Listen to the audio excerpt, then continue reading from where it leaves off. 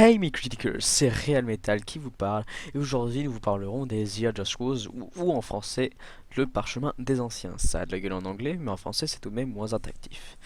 Je vous parlerai aujourd'hui des 5 Elder Scrolls, de l'endroit où l'on se situe, des informations nécessaires aux débutants. J'insiste bien sur le mot débutant car ce sont les critiques au sens large, donc s'il n'y a pas toutes les informations possibles et inimaginables, c'est normal, mais j'en parlerai à la fin.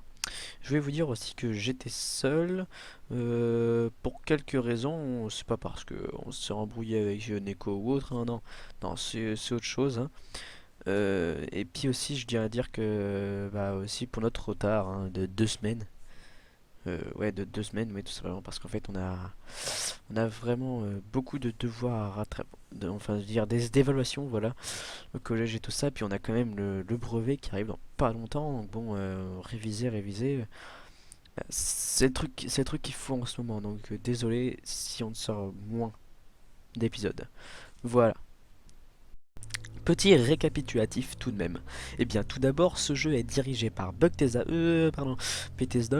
mais passons-le outre le fait qu'ils soient maîtres de level 100 en bug, ils n'y sont pas les deux mains mortes dans ce jeu, puisque la planète sur laquelle nous sommes n'est pas la Terre, mais Nirn. Nous nous intéresserons plus particulièrement au continent de Tamriel, puisque les deux autres ne sont pas encore, mais peut-être dans un prochain Elder Scrolls jouable et découvrable. Tamriel, lui, possède 9 pays, en quelque sorte, et dans chaque pays, un peuple est occupant.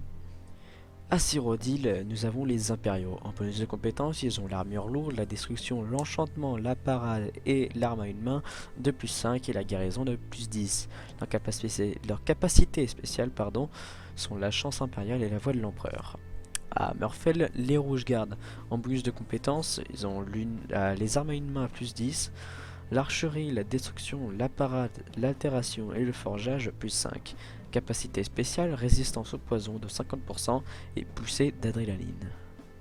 À Somerset Isle, les hauts elfes ou les altmères, en plus de compétences, ils ont l'altération, l'invocation, la destruction, l'enchantement et la guérison de plus 5 et l'illusion de plus 10. Leurs capacités spéciales sont plus 50 points de magie et pouvoir régalien. À Morrowind, les elfes noirs ou les Dunmer. En bonus de compétences, l'alchimie, l'altération, l'illusion, l'armure légère, la furtivité, plus 5 et la destruction, plus 10. Capacité spéciale, 50% de résistance au feu et ire ancestrale. À Warsgorion, les orques. Warsgorion n'étant pas un pays de Tamriel, ils sont plus des nomades qu'autre chose. En bonus de compétences, ils ont parade, enchantement, forge, arme à une main, arme à deux mains, plus 5, et armure lourde, bien sûr, plus 10.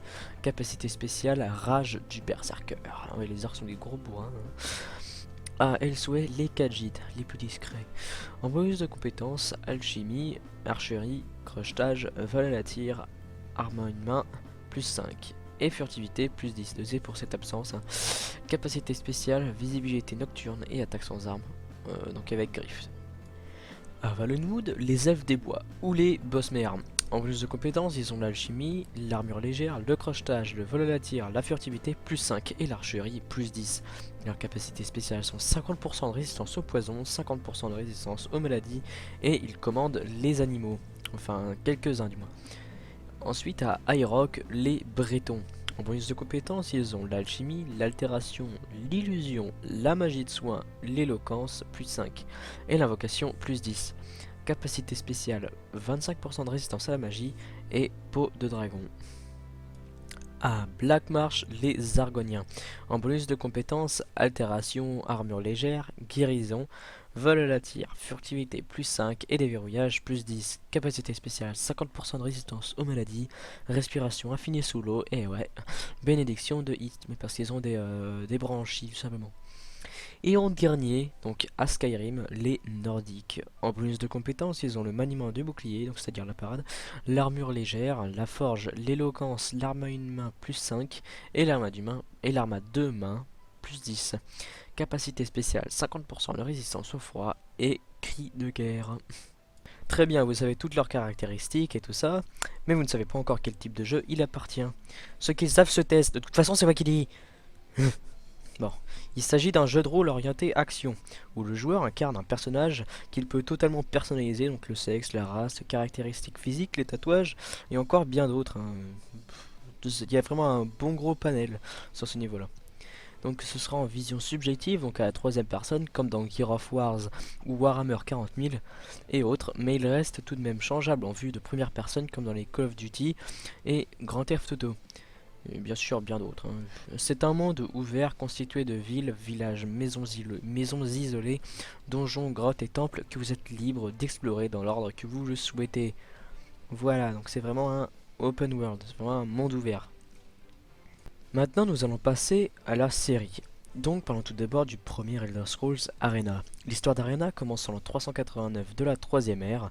Le mage de guerre impérial Jagar-Sarn, ou Jagar-Tarn comme vous voulez, a trahi l'empereur Muriel Septime VII en l'enfermant, lui et sa garde personnelle, dans l'oblivion grâce à un artefact, le bâton du chaos.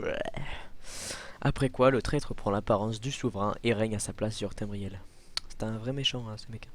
10 ans plus tard, l'esprit de sa servante Ria Silman, assassinée lorsqu'elle tentait de s'opposer à son funeste destin, entre en contact avec un prisonnier des geôles impériales, et c'est là que vous apparaissez. Oui, vous, toi là qui me regarde, là, enfin qui regarde la vidéo là, c'est toi qui apparaît. Bon, après faut que t'aies le jeu quoi. Bon, elle te confie en gros la mission de retrouver le bâton du chaos, brisé et dispersé en 8 morceaux à travers l'Empire. Donc un petit peu à la Dragon Ball Z quoi, sauf que là c'est un bâton et pas des boules. Une fois ceux-ci rassemblés et après un combat contre Jagar-Tarn, ou Jagar-Sarn, faites pas chier, dans les souterrains du palais, vous libérez le véritable empereur. Alléluia, devenant ainsi le champion de Tamriel. Maintenant, passons aux The Elder Scrolls deuxième du nom, Daggerfall. Au passage, primé meilleur jeu d'aventure. L'histoire se déroule 6 ans après les événements d'Arena, mandaté par le mandateur lui-même. Vous êtes envoyé vers la baie d'Iliac, près des provinces de High-Rock et de Hammerfell. Votre mission est d'enquêter sur la mort du feu Elisandus, roi de Daggerfall, qui hante les rues de la capitale depuis qu'il a perdu la vie lors de la guerre de Bretonnie. Vous devez également retrouver une mystérieuse lettre que l'empereur avait envoyée à la reine Daggerfall et qui n'est visiblement jamais arrivée à destination. Une seconde mission qui apparemment paraîtrait sans importance, conventionnelle, mais qui en fait cache une gigantesque lutte d'influence pour la possession d'un artefact antique d'Ouhammer qui pourrait bien décider de l'avenir de l'Empire tout entier en fait. Donc dans ce jeu, comparé à l'autre, il est possible de trouver de nombreux livres, environ 90 différents, à travers la baie d'Iliac, insistant ainsi sur un background particulièrement plus adhérent, enfin dans l'idée quoi. La plupart de ces livres sont ensuite repris dans les épisodes ultérieurs de la série. Passons maintenant au troisième du nom, Morrowind. Vous arriverez donc à Vanderfell, une petite ville de 24 km², pas trop grande. Hein. Vous commencerez en débarquant d'un bateau libéré de prison sous ordre de l'empereur de Tamriel. Petit à petit, y compris avec Caius Cossedes, votre allié, l'empereur aura vu en vous un héros attendu par les Cendrés, une tribu de Morrowind, faut pas chercher, pour unir toutes les maisons contre un ennemi commun, la maison d'Agos, et ainsi sauver Morrowind de la menace terrible qui pèse sur elle. Le héros attendu, héros avec A-U-L-T pour signifier messager, aussi appelé le Nerevarine, est la réincarnation d'un héros ancien Nerevar. Vous comprenez au fil du jeu que vous n'êtes autre que le Nerevarine. Vous acquérez l'anneau Astre-Lune dans votre aventure qui normalement tue tous ceux qui le portent sauf l'élu.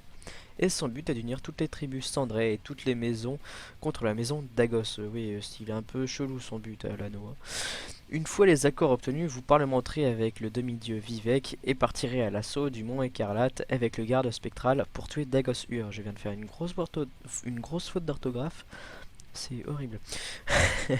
Le combat final se déroule dans une grotte avec les corps du dieu Akulakan, dont on doit détruire le cœur en évitant les attaques de Dagos Ur, puisque celui-ci ne meurt que si vous lui défoncez son bouton. Merci. Elle est bonne cette sucette quand même. Bon bref, passons maintenant au décevant Oblivion, donc le quatrième Elder Scrolls, ou maintenant je vais appeler TES pour être plus court, hein, voilà. Vous comprenez pourquoi TES, hein.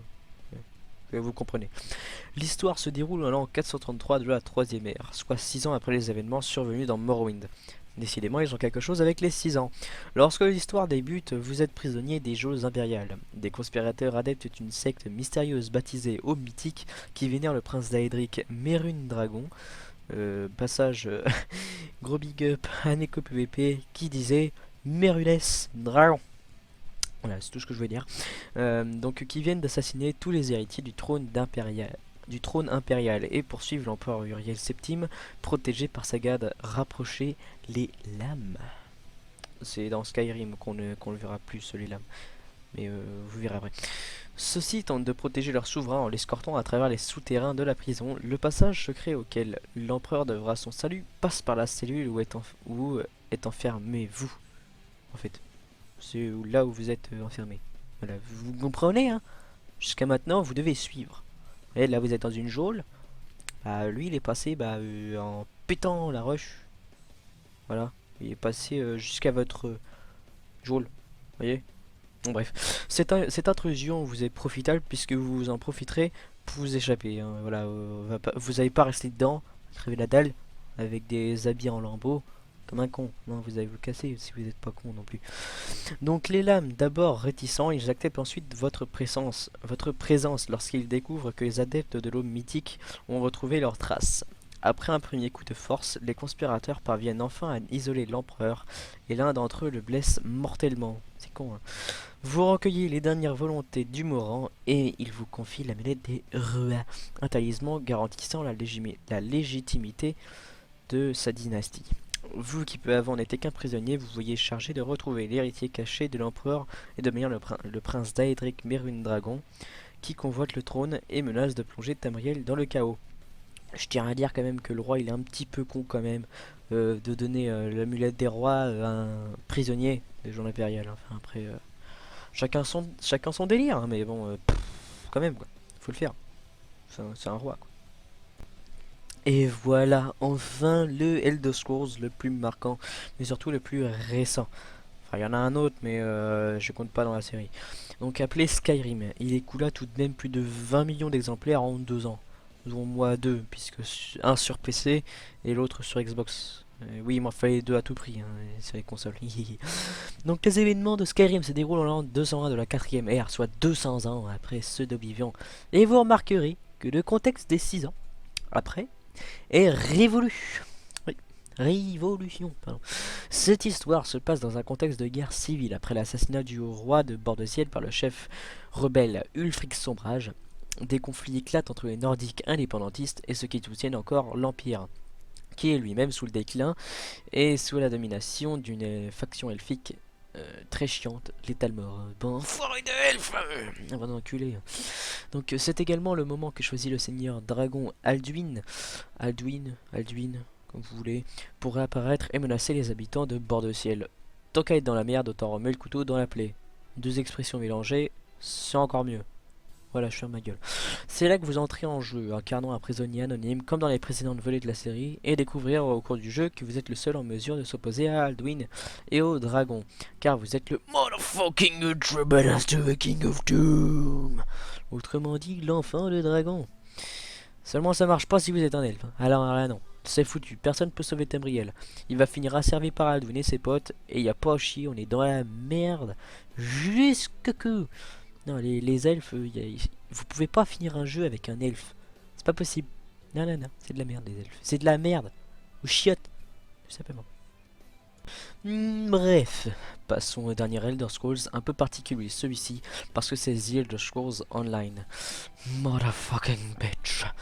Et oui, c'est le premier TES en ligne, comme son nom l'indique. Encore une grosse faute là, comme COME, hein, voilà, il n'y a pas de deuxième, moi dans mon jargon. Donc le système de jeu est dans l'idée le même et le gameplay en reste très particulier, qui je trouve n'était pas convaincant, mais j'y reviendrai après.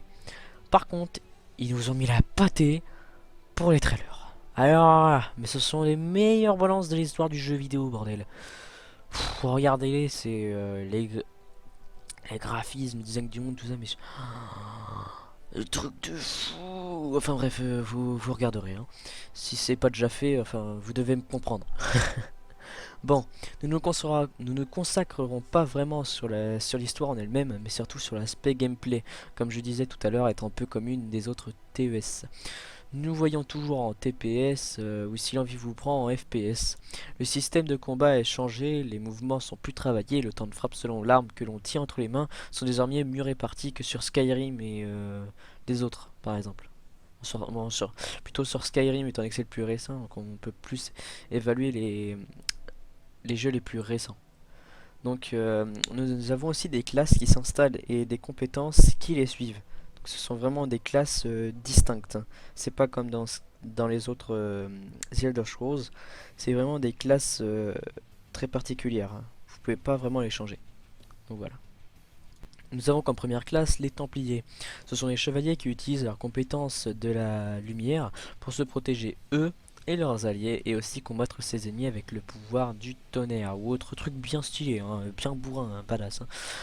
Ils ont une bonne défense et une bonne attaque. Vous pourrez choisir des armures lourdes, légères ou intermédiaires, valorisant ou dévalorisant votre vitesse d'attaque et votre défense selon votre choix. Ça fait beaucoup de et ou de ou. Vous utiliserez tout type d'armes sauf le bâton et l'arc. Votre point faible sera votre magie qui sera dur à économiser, donc boostez-la en priorité. Vous serez vulnérable aux attaques dévastatrices des sorciers, pardon, et vous devrez en même temps vous protéger et soigner vos amis. Donc switcher d'attaquant en soigneur nécessite d'avoir une bonne mise en main du jeu pour être assez vigilant de tout. Cette classe n'est vraiment pas conseillée aux nouveaux, à part si vous voulez vraiment pimenter le jeu, mais pour le plaisir du jeu et de vos alliés, ne le faites pas s'il vous plaît. Les sorciers maintenant. Ce sont des maîtres de magie, d'invocation et de destruction, pouvant utiliser des alliés d'Aedric ou leur connaissance dans l'utilisation de la foudre et de la magie noire contre leur ennemi. Ils sont peu recommandés en première ligne du fait de leur vulnérabilité, mais ils infligent énormément de dégâts. Ils sont ainsi dévastateurs en grand nombre et protégés. Vos points faibles sont effectivement votre résistance et vos HP. Alors soyez très vigilants et n'hésitez pas à envoyer vos sbires sur l'ennemi pour prendre l'aggro, hein. Cette classe convient aux petits et grands, mais ne vous surmenez pas trop avec, hein. Les lames noires maintenant sont des combattants agiles utilisant la vitesse et la furtivité et possédant des aptitudes d'assassinat. Cette classe est une classe que je préfère dans tous les jeux dits d'aventure ou d'action, donc il ne sera pas difficile de savoir de quoi je parle. Vous ne serez pas à l'abri des dégâts dans votre armure légère, puisque peu lourde, elle va vous permettre de vous déplacer furtivement et rapidement. Vous aurez deux petites épées, des dagues ou une épée, c'est comme vous le voyez. Et aussi un arc en bonne et due forme, bien sûr, hein, toujours. Cette classe nécessite d'être patient et imaginatif sur le moyen de contourner vos ennemis pour leur infliger un coup fatal. Celle-ci aussi est jouable par tout le monde, mais ne pas trop jouer le bourrin est conseillé, hein. Je sais que c'est un petit peu con de vous parler des classes comme ça, mais il fallait bien que je vous en parle parce que les Elder Scrolls d'habitude ils sont pas comme ça. Même si je sais que vous avez l'habitude, hein, vous savez ce que c'est qu'un mage, vous savez un petit peu tous deux de euh, comment dire, de leurs faiblesses, de tout ça, y compris pour tout ce qui va être guerrier, assassin, tout ça. Mais je tiens quand même à le repréciser, on sait jamais, il peut y avoir des newbies, donc des newbies veut dire débutant, hein, pour ceux qui ne le sauraient pas. Donc d'ailleurs ceux qui insultent de noob, c'est un petit peu con. Ça veut dire en gros qu'on nous insulte de nouveau. Du coup ça c'est un peu con. Enfin bref, la suite. Je vais maintenant vous parler de l'histoire en quelque sorte. Donc Molag Bal, prince d'Aedric, fait régner la terreur en Tamriel. Il faut savoir que c'est aussi une période sans empereur, donc les trois alliances vont se disputer la place d'empereur. Il y a donc des batailles et parmi les vainqueurs, le meilleur joueur aura droit d'être à la tête de Tamriel. Mais il peut se faire usurper la place si une autre alliance gagne la bataille. Donc c'est une histoire en éventail et peut très bien être modifiée à partir de là. Vous commencerez prisonnier et vous évaderez donc en compagnie d'une prisonnière appelée l'Iris Titan et sauver un mage qui lui aussi est prisonnier. Et vous vous soulèverez face à cette tyrannie. Vous remarquerez que ce nouvel opus commence encore et toujours prisonnier. C'est une recette qui gagne, mais que je n'apprécie pas vraiment car tout le temps être prisonnier pour on ne sait même pas quoi, c'est vraiment chiant et lassant. Voilà. Voilà donc ce nouveau point de contrôle terminé. Mais pas tout à fait, puisque je voulais vous parler de cette série. Vous pouvez constater que l'on vous donne des informations sur les jeux que vous jouez ou qui existent tout simplement.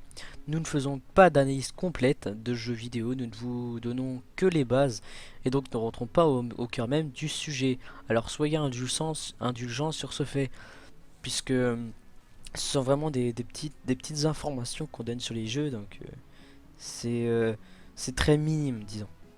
Et il y a aussi que ce que je dis, c'est aussi pas mal de l'impro et de mes connaissances. Donc s'il y a beaucoup d'hésitation, de mots où je dis pardon, désolé je me suis trompé, c'est quelquefois des notes que je prends et que j'essaie du coup de refaire en leur formulant. Vous voyez, comme par exemple ce que je dis là, je l'ai pas écrit. Tout ce que je dis là, c'est vraiment pas c'est vraiment pas de l'écrit quoi. Donc j'ai vraiment des connaissances sur ça et que je mets à profit. Donc voilà, donc je vous remercie sur ce et donc d'avoir regardé cette vidéo. Alors n'hésitez pas, vous cherchez des informations sur les jeux vidéo que vous aimeriez mieux connaître, demandez-nous dans les commentaires et nous en parlerons peut-être dans une prochaine vidéo. Real Metal et Neko PVP sont là pour vous. Enfin là actuellement juste moi, mais c'est pas grave.